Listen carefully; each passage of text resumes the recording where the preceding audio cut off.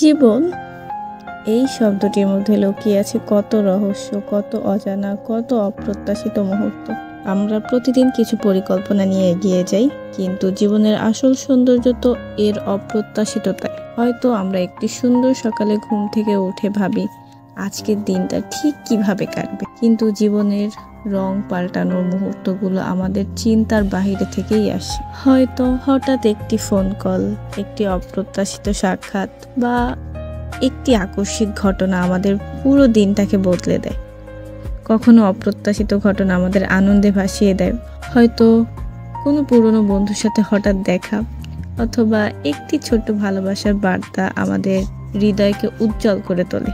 আবার কখনো অপ্রত্যাশিততাদের সামনে নিয়ে আসে বড় চ্যালেঞ্জ, যা মোকাবেলা করতে গিয়ে আমরা নিজেকে নতুনভাবে আবিষ্কার করি। জীবনের এই অপ্রত্যাশিত মুহূর্তগুলোই আমাদের শেখায় কিভাবে অজানার মুখোমুখি হতে হয়।